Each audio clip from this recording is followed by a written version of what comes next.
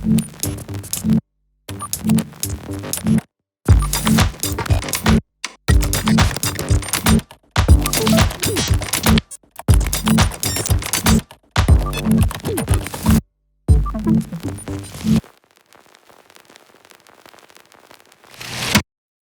do believe here Bulgaria in many respects was closer to Russia than places like Poland or Hungary or the Czech Republic, because part of the view of the Bulgarians to the market was very much based on the way they see things happening basically in some neighboring countries like Greece. So when it came to market, on one level, on general level, Bulgarian public was very much supportive because they knew very well that the socialist type of economy simply does not work. And people had a huge kind of interest in consumer goods and consumption. But what was the problem was that many people, and this is true till now, they don't see major of the market institutions that have been established as a proper market institution. In a certain way, the idea was there is a market that functions, but it is not our market. Our market is too small, it's too much corrupted, it's too much insiders market. And I do believe this critical view of the market remained.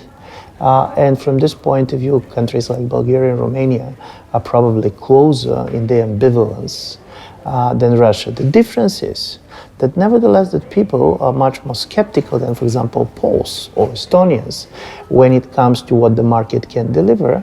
Bulgarians are also not optimistic and kind of hopeful what the government can deliver. While basically I do believe in the case of Russia, at least based on the opinion polls that I have been studying, you have this very strong expectation that kind of the well-being should come from the state. The state should provide salaries, the state should provide jobs. And I do believe this is especially true for some of the big industrial centers where you have these company towns during the Soviet periods, and where basically for people, everything is the state. Listen, disappointment with the market or even with democracy is not a Russian phenomenon. There is now a serious studies being done showing that countries in Central and Eastern Europe, basically post-communist societies, are much more unhappy when it comes to their life satisfaction than you expect if you calculate only their GDP or GDP per capita. It's very important with whom you compare yourself. For example, there was this famous value survey which was done for years by the Michigan University. And in the 1980s, they were trying around the world to measure how happy people are. And it appeared that then Nigerians were as happy as West Germans. There was no correlation, positive correlations between happiness and economic well-being. 20 years later, it was very different. 20 years later, Nigerians were as happy as their GDP is going to suggest. What has changed for these 20 years? What has changed was that simply Nigerians got televisions. And basically they discovered how the Germans are living. So you have this phenomenon of unhappy transition, which is typical even for countries which otherwise, in objective terms, are doing very much. And this is true even because in a certain way, the best and the worst that happens in the transition is the same thing. It's going to be unfair to believe that basically Russians went disappointed while all East Europeans became very happy. This disappointment even can be seen in very successful places like Poland. I do believe that there was one major mistake, but this mistake was very much shared by everybody. It was not a particular mistake of the Russian reformers. I do believe this was the thinking of all this reformist class of the 1990s.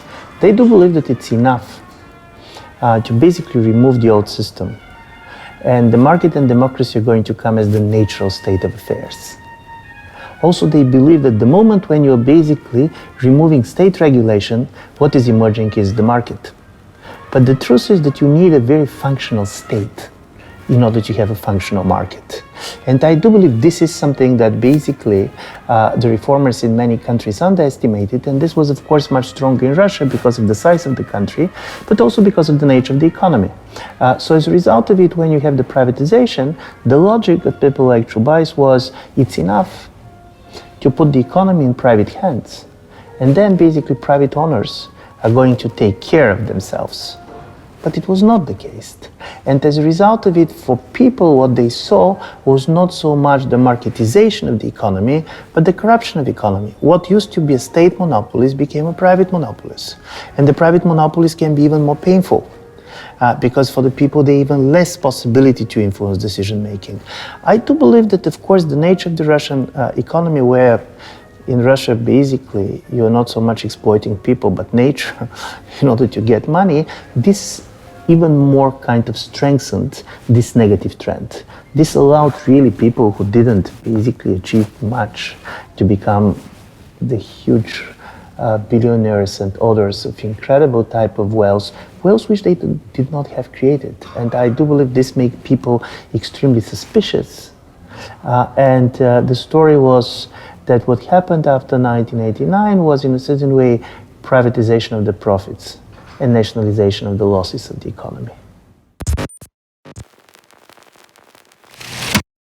I do believe that the first thing that is quite important and which is common in this disintegration is that in the moment of disintegration, political arguments and political sentiments are much more important than the economic logic. When an empire starts to disintegrate, don't listen to the economist, even to the smartest one. Because probably they're not going to get right what is going to happen. Because people have a totally different rationality, and you can have even people from a small and totally economically unsustainable parts of the Soviet Union who believe that it's enough for them to go on their own, to become independent, and they're going to become rich immediately. The second thing, which of course was very important, was the Soviet Union didn't collapse as a result of a war. We can talk as much as we want about the Cold War and the Soviet Union losing the war, but there were neither American nor German soldiers on the territory. And it makes, because of this collapse, so much more difficult for the people to live with. And the third, which I also find quite important when we're talking, is that because of the nature of the Soviet Union, and here Soviet Union is different, for example, than former Yugoslavia. Some of the institutions that existed in the periphery were not present in the center. For example, the Russian government or the Russian Communist Party were not there. So from this point of view, I do believe that one of the interesting stories that is very typical for all these countries and all these empires that disintegrate, it's quite important for the disintegration to try to see where the drive comes from.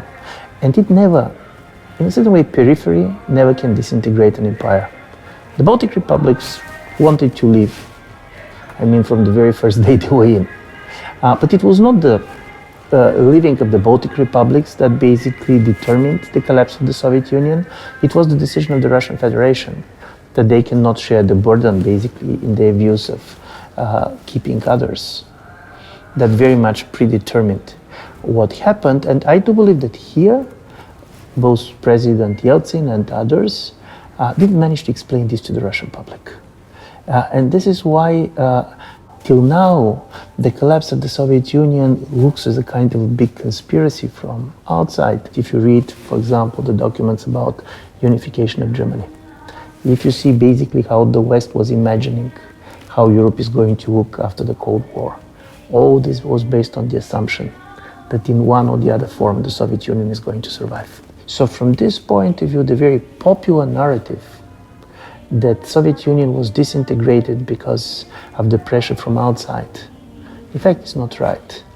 The outside was afraid of the disintegration of the Soviet Union because of the nuclear weapons, because of everything. But when this happened, in a certain way, this outside, and especially the West, declared this as their own victory. I will try and come probably with 5 things. First is, unfortunately, in Russia, never there was what you have in Eastern Europe, the founding elections. The first elections on which the major division is between communists and anti-communists, and the breaking with the past is very clear. There was, of course, anti-communist forces in Russia, but unlike in many other countries, because the elections in 1989, 1990, they have been still in the Soviet framework, still the Communist Party was the leading party there. The second question is, of course, the problem of 1993 and the Constitution. You ended up with a very presidential constitution, which didn't allow for political parties to have much more say in the political life. I can imagine why it was done, and there is, of course, a strong tradition. But I do believe that the nature of the constitution and also how the crisis of 1993 was resolved by using force against the parliament very much contributed to this anti-institutional thinking that can be perceived in many in Russia when it comes to democracy. One of the big questions, which I know that it's very easy to be asked now, but could it be that Russian democracy was going to benefit if the communist candidate had been won in 1996?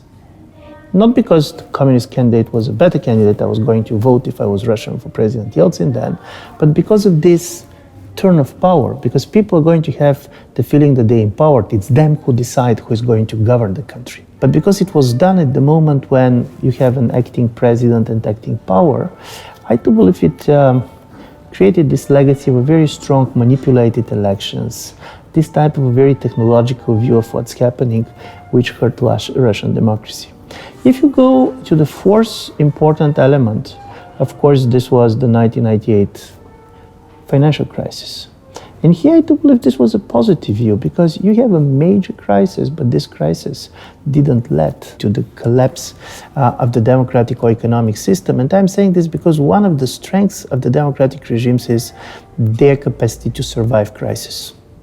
In a certain way, much often, democracies consolidate themselves not by their successes, but by their capacity to survive crisis and failures. In the relations between Russia and the West, there was one very important moment, and this is my fifth critical moment, which is very much underestimated, and this was NATO's decision to bomb Serbia. If you go to opinion polls, you're going to see that the relations of the Russian public to the West dramatically changed as a result of this war. And the difference was that the West and Russia was seeing the Yugoslav crisis in a totally different perspective. For the West, and particularly for Europeans, the Balkans and the Balkan wars represented everything that Europeans hated in their own history. Ethnic nationalism, ethnic cleansing, destroying the others. But for Russia, what they saw in Yugoslavia was foreign intervention in a disintegration of a former state. And they basically identify with Serbia, not because of huge sympathy for Milosevic regime, and even not for kind of a pan-Slavic sentiments, but because basically they saw themselves as kind of an analog to the Serbs in this process of disintegration of Yugoslavia. And I do believe that it was at this very moment when some of the major kind of suspicion and mistrust on public level, not on elite level, between the Russian society and the West started, and it was on the basis of this suspicion and mistrust that after that in the 2000s, when the Russian government and the Russian president decided to use anti-Americanism and anti-Westernism as a political resource, this is why it was so easy for him to do it. I don't believe that anything is inevitable. I do believe that there were different decisions that probably were going to have totally different outcomes, and also I do believe that there is luck. Luck with the political leader, luck with the political situation. So from this point of view, Russia was not very lucky, but if we also want to be honest, it was not very unlucky too, because there could be a much more major kind of inter-ethnic conflict, and there could be much more problems in disintegration of the Soviet Union. But one of the reasons it never happened was that some of these conflicts has been simply frozen. And in the last years, including basically the last conflict in Ukraine, you can see that basically the disintegration of the Soviet Union was not completed. And now we can see part of these conflicts coming back. Because if you go to the history of Europe in the last 25 years, normally we're telling this as the history of one project, and this is the enlargement of the European Union. But if you see closer, you're going to see 4 different projects that have been underway, and by the way, all of them now are in their own crisis. First, of course, was the remaking and the enlargement of the EU, which was very ambitious and big project. But then you have basically the emergence of Russia as a new independent state, and like the new European Union, Russia was born in 1991. this post-communist Russia was very different than pre-communist Russia and very different than communist Russia. Also as an identity, as an ambition, but even as a borders. And then you have a major change in Turkey, where you see the emergence of post-Kemalist Turkey. And Turkey became more democratic, but not necessarily more pro-Western. And then you have almost 20 new states that have been born in Europe. This type of birth rates of states you can see only during the decolonization in Africa. The problem with these states is that many of them has only their names and their borders. And they have, especially in the post-Soviet space, they have only two sources or resources for governing. One was the Soviet legacy, the other was the anti-Russian sentiment. And these two have been playing all the time. You basically have the networks coming back to Soviet time, many of these networks being also criminal in their nature. But on the other side, when Ukrainians or others are asked who you are, the only thing that they can claim is we're not Russians. And I do believe that this is now what we see as the major crisis in Europe these days, is the fact that for different reasons, all these four projects have basically their crisis. Russia didn't manage to basically perform modernization of the economy of society, and this basically ended up with a totally different form of mobilization society that you have now. European Union, and this can be seen with the financial crisis and refugee crisis, also basically fractured. This post-Kemalist Turkey is kind of very controversial in its own, and many of these small states that appeared after the end of communism, both in the Balkans and the post-Soviet space, looks very unsustainable.